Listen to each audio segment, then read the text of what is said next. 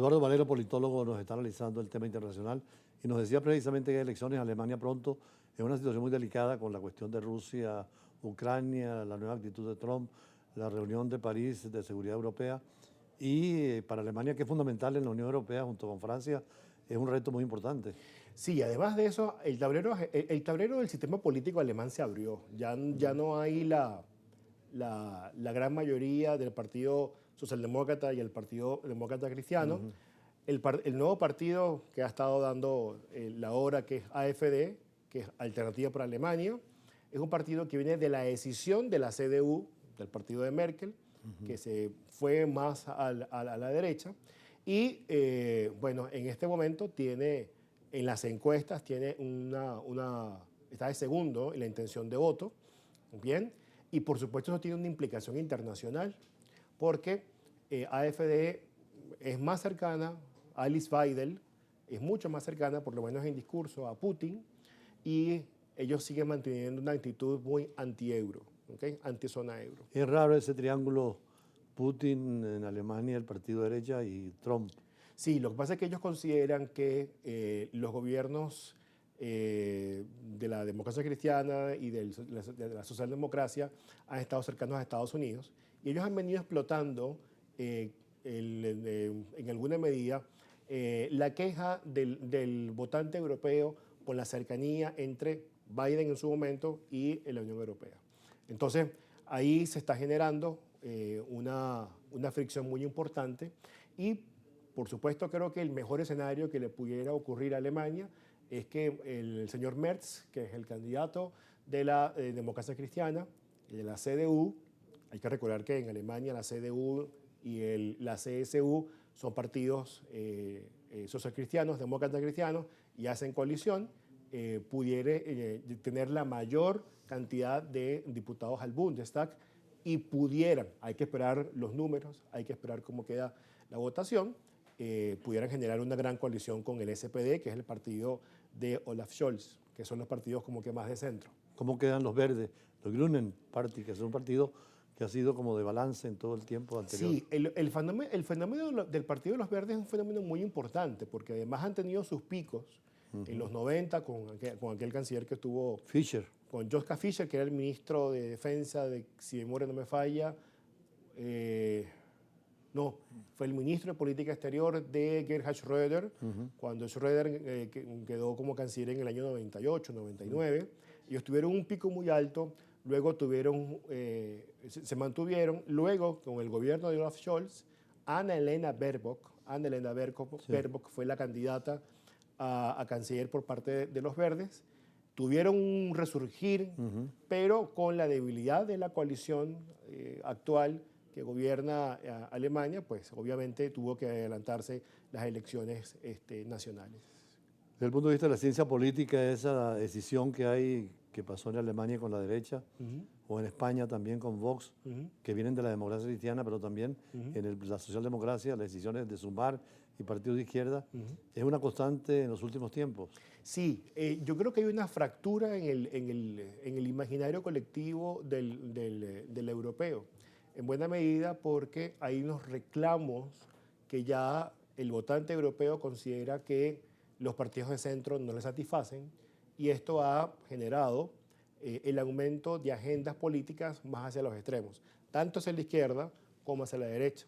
Entonces, hacia la izquierda, con mayor inclusión, mayor debate, mayores políticas a favor de lo que es el mundo LGTB, que lo podemos ver en España como Sumar, y todo lo que ello conlleva con el tema de los derechos humanos, y tienes en la acera del frente, totalmente distinto, entonces tienes partidos políticos con un verbo más encendido, más nacionalista, y obviamente tocar en Europa, y usted lo sabe muy bien, porque conoce el continente, cuando en Europa se encienden los nacionalismos, históricamente siempre hay nuevas agendas que pueden desatar otro tipo de complicaciones mayores. Pero usted señalaba el hecho de que Europa incluso piensa en un ejército propio, es decir, se siente como desprotegida, rota las relaciones con Rusia, ahora enfrentada con Trump, Sí, buscando un camino tal vez con el tercer mundo. Eso es importante porque además con la guerra de Ucrania, pues casi todas las economías europeas han tenido que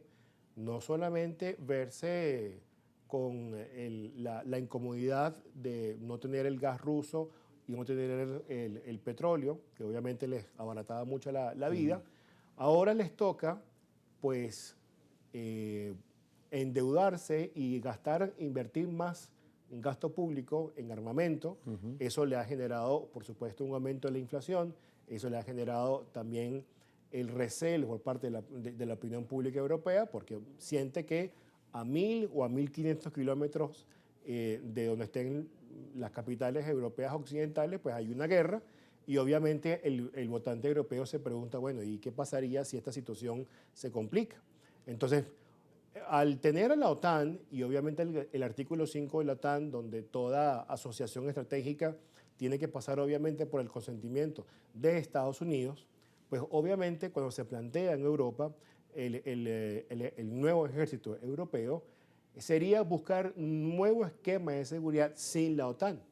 Y lo que ha estado sonando en las últimas 24 horas a raíz del anuncio de Gran Bretaña de intentar poner tropas británicas en Ucrania, pues justamente se quebró la OTAN, ya no es la alianza, esa alianza ya no cubre las expectativas generadas después de la Guerra Fría y, por supuesto, este planteamiento de un ejército común europeo donde puede haber unas políticas quizás más consensuadas sobre el endeudamiento público interno, obviamente pudiera caminar este año mucho más de no generarse un acuerdo de paz alrededor de Ucrania que no incluya a Europa. En nuestros tiempos universitarios se veía más la Unión Europea como paradigma, como ejemplo de integración. Sin embargo, está cuestionado hasta el sistema social y de derecho y la propia democracia con estos movimientos extremistas. ¿Qué pasaría no solo en Europa, sino en América Latina, como politólogo en esta perspectiva? Hay algo que se llama, que lo han venido trabajando algunas universidades, se llama la posglobalización. La posglobalización y generada después de la pandemia, hay una serie de planteamientos básicos que están en ese diagnóstico. Uno, el decaimiento de la democracia liberal. Dos, el surgimiento de los populismos de izquierda o de derecha.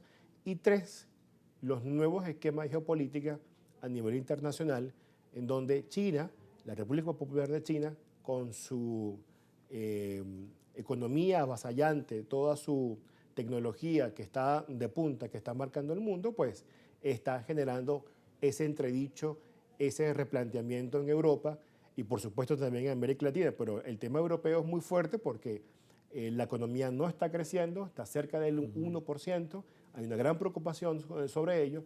Y de cara hacia América Latina, pues obviamente América Latina China necesita tener gobiernos que hagan asociaciones estratégicas para ellos poder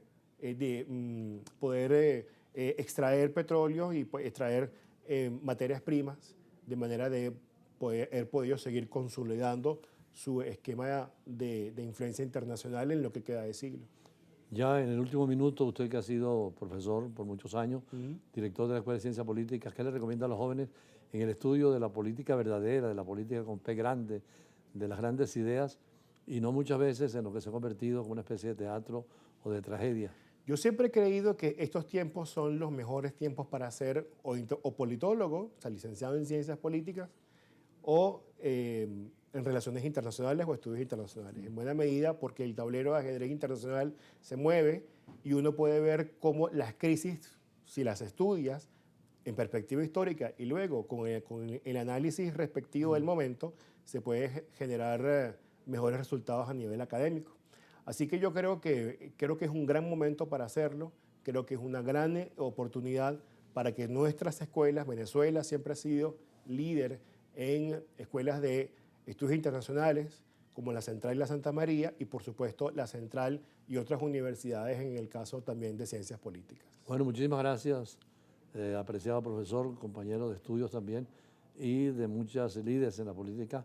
Por supuesto que vamos a dar ese consejo a los jóvenes que sigan estudiando el gran mundo de las ideologías, que siguen vigentes a pesar de todo. Los partidos son más prácticos, pero como usted decía de China hay un sentido pragmático de la vida, ¿no? Gracias, Eduardo Valero. Gracias. Seguimos con un internacionalista para hablar también desde otra perspectiva, Marcos Cortés. Ya regresamos.